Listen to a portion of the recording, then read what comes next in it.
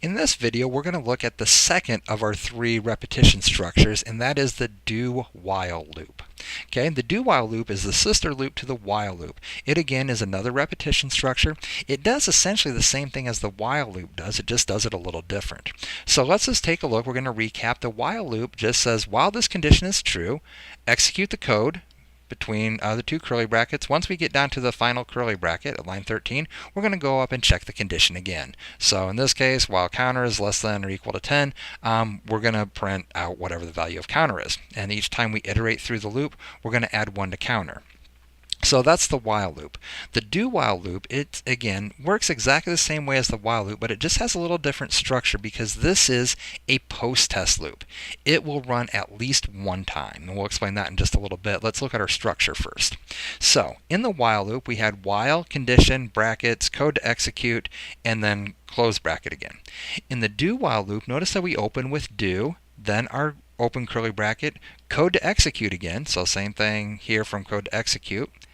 And then after our closing curly bracket, we have the while, and then our condition, then a semicolon. So this actually uses a semicolon, so pay attention to the difference in structure.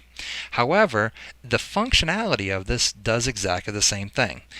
Where the do-while loop differs is that it is guaranteed to run at least one time. It is a post-test loop. It's going to run once. So let's first look at what we have here in code. We've got counter set to 0. The while loop is going to print 0 to 10.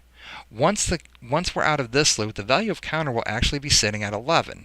Okay, no loop. We're just going to be sitting at line number 14. Counter will be 11 before we enter the next loop. Then we're going to print the 11, and then we're going to decrement counter. We're going to reduce it every time we iterate through the loop.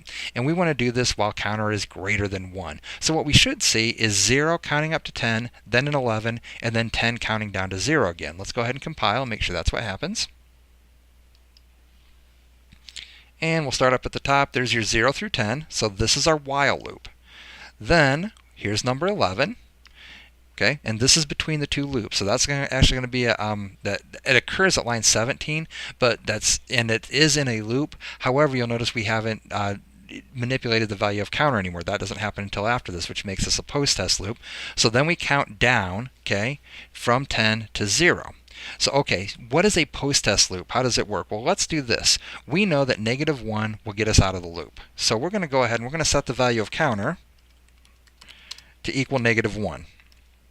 Now, in a do-while loop, okay, in a while loop, if the counter was outside of the value, this code would never execute because it is a pre-test. It checks the value before it enters.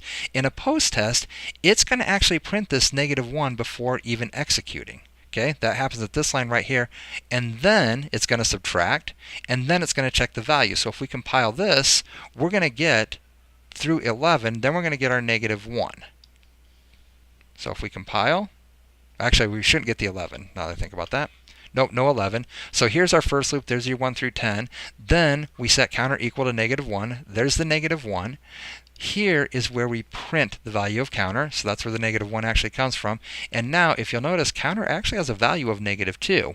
So while -2 is greater than -1, this is false, we do not execute again.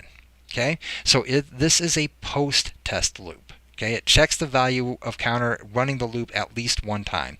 And just to show you one more time, if we set the counter to 11 right here, and we compile, all we're going to get is a -1 because this loop will never execute. And run it. And there's your -1. Why? Because while -11 is less than or equal to 10, while 11 is less than or equal to 10, this is false. This code doesn't run. Counter equals -1, which of course this is still a false statement, but the post-test loop checks it at least one time. And that is a do-while loop.